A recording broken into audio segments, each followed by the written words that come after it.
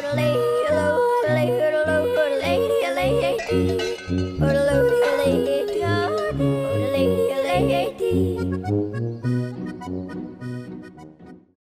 everyone, welcome back to Obscurus Lupa Presents. Do you like kids' films? Boy, do I love children's movies today. I love how they're full of bright colors and teach me lessons and stuff and...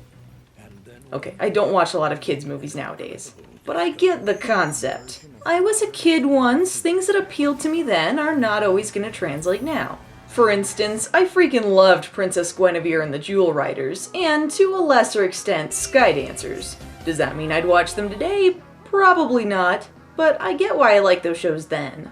However, I cannot fathom what child this film I'm reviewing would appeal to. I'm still in awe that it even exists. Well folks, here's your nightmare fuel for today, and it's called Heidi Four Paws. It's like the regular story of Heidi, except all the characters are played by dogs.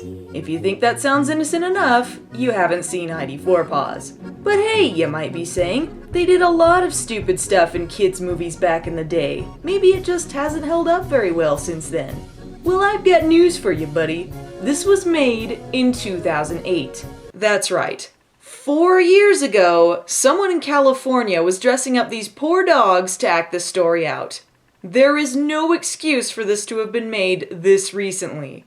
And oh man, if you love yodeling and dogs' heads terrifyingly pasted onto other animals, you will love this intro sequence. For some reason I have yet to determine, all of the other animals in this are also dogs, but sometimes not.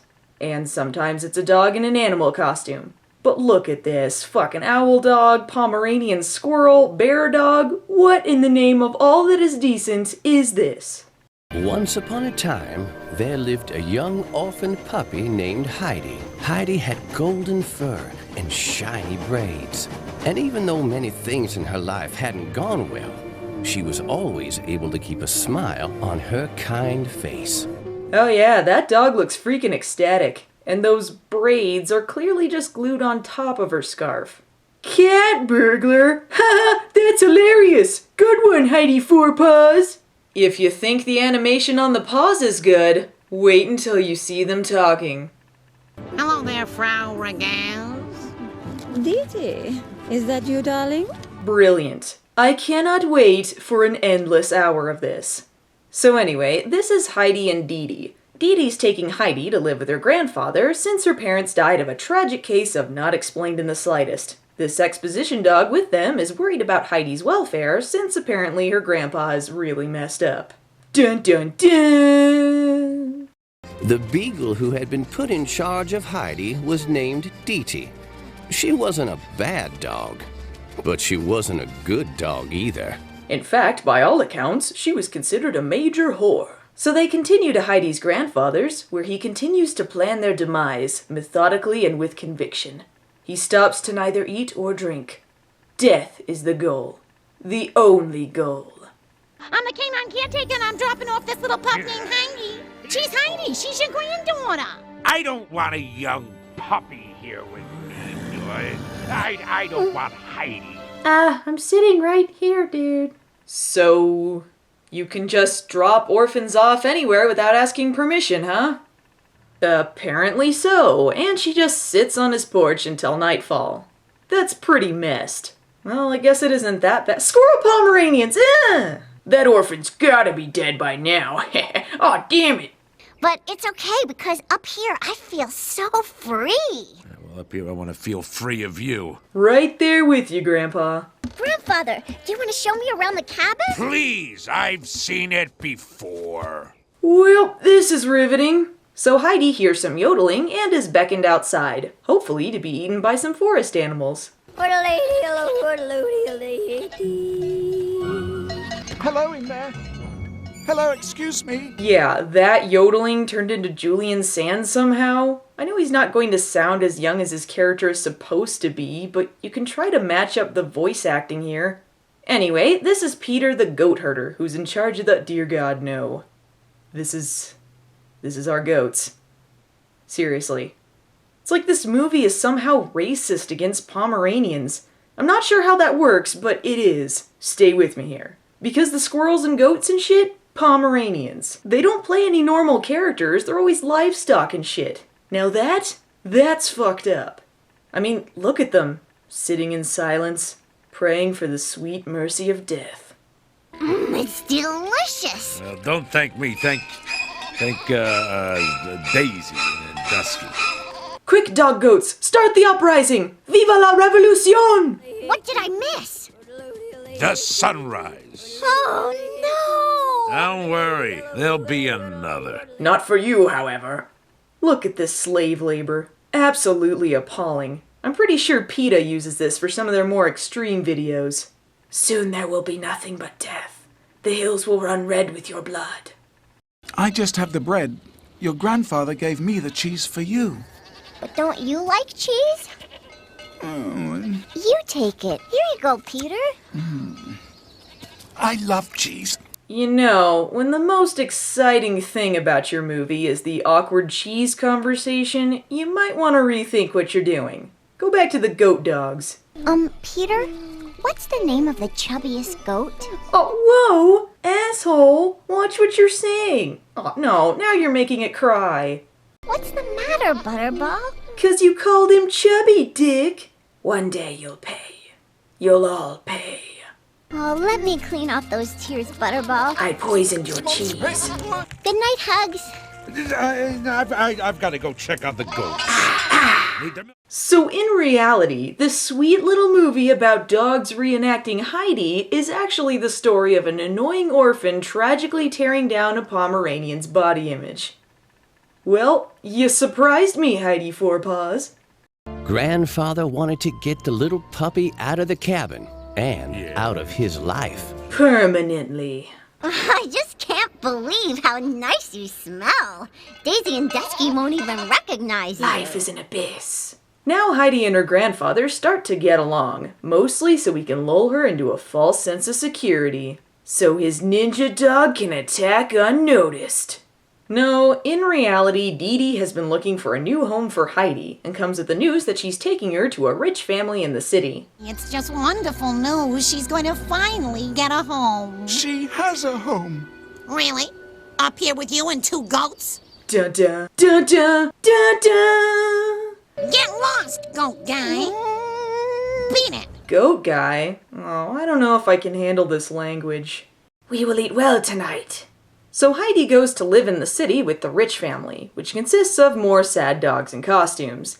Clara is a little girl in a wheelchair who lives with her father, and she's usually taken care of by Ms. Rottenmeier. The Rottenmeier dog is hilarious to watch. It's trying to take off the costume in every scene. I'm also not sure how the Clara dog is supposed to be moving her wheelchair. It's kind of like she moves it with her mind powers or something. It looks as if your gift to us shall be your unique perspective. Oh, I didn't bring any gifts. I'm sorry. We left in such a hurry. She's the most pathetic creature I've ever seen. I think I'll keep her. Get me out of this thing! So the family pretty much looks down on Heidi for being a dumbass, and this leads into a montage of Miss Rottenmeier trying and failing to make something of her. Oh goodness me, this is most unacceptable! Heidi always wore her simple dress, but Miss Rottenmeier brought an uncomfortable outfit for her first lesson with the tutor. Yes, this lingerie will do nicely. A. Hey! B. Goodness, that's frightening.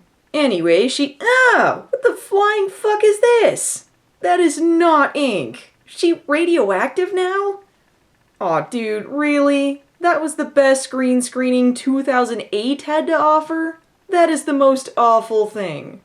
Tomorrow I'm going to try to sit very still during our class. It's just that it's so hard not to move. Not for me. Awkward now. Way to go, Heidi. Wanna call her chubby while you're at it? As bad as I feel about not being with Grandfather and Peter and our goats, I feel worse for you. Asshole! Anyway, allow me to introduce you to the Wasso dog.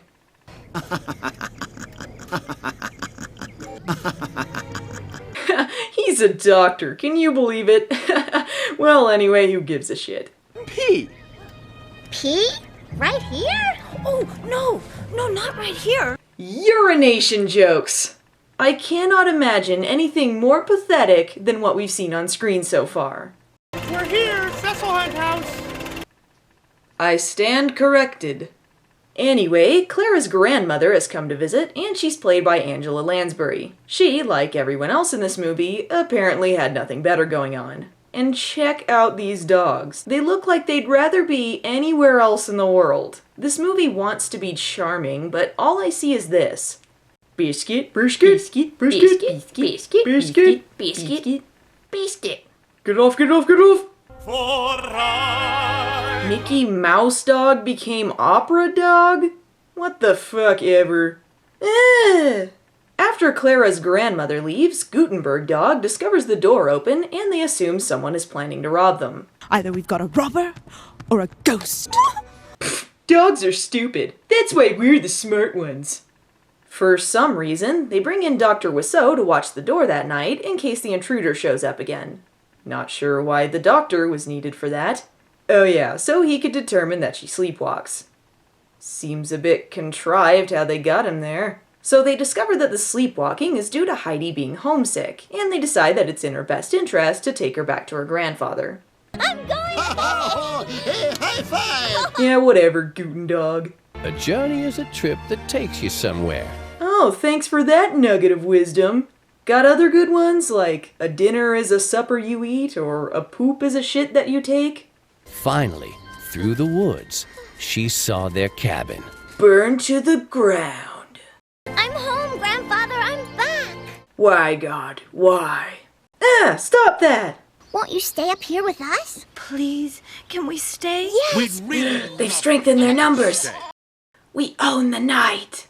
I want no mistakes to be made here, folks. This light-hearted story has some dark, dark undertones. This next scene might be hard to take. Oh, the wheelchair goes over the mountain. The wheelchair goes over the mountain. The wheelchair goes over the mountain. And the cripple goes back home. The cripple goes back home. We send the cripple home.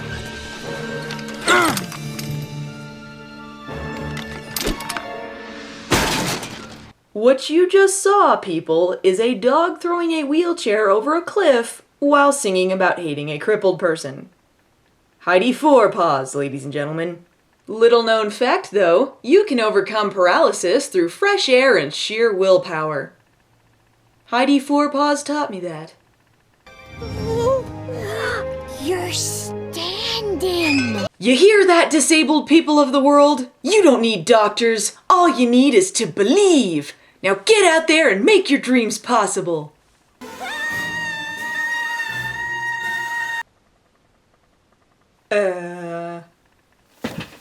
They eventually find out about Peter's treachery and send him on a trip to the glue factory. Again! I've never seen so many crying Pomeranians in all my life. So all is right with the world, and we end on one last horrifying note.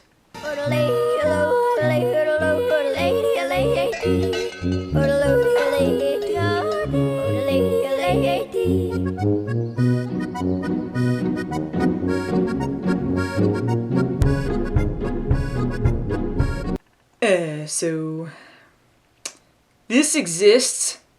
There's not much else I can say. This film really is an oddity, and it amazes me that it exists. It's actually quite a technical achievement. I'm just trying to figure out why this is what they decided to make. If you're curious, it's a little under an hour long, so it won't take up much of your time. It's definitely a new viewing experience. Now, if you'll excuse me, I need to put my pets into silly costumes and make them feel ashamed about themselves.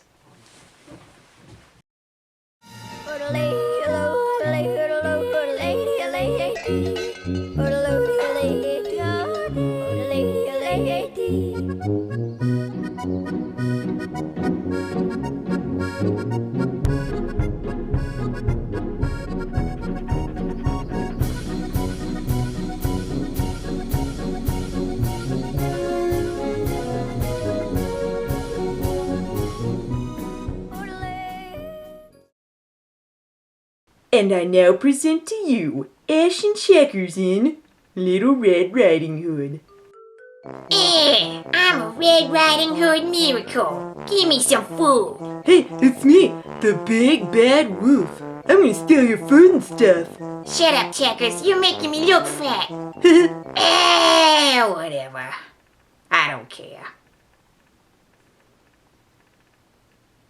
You gonna eat that tree over there?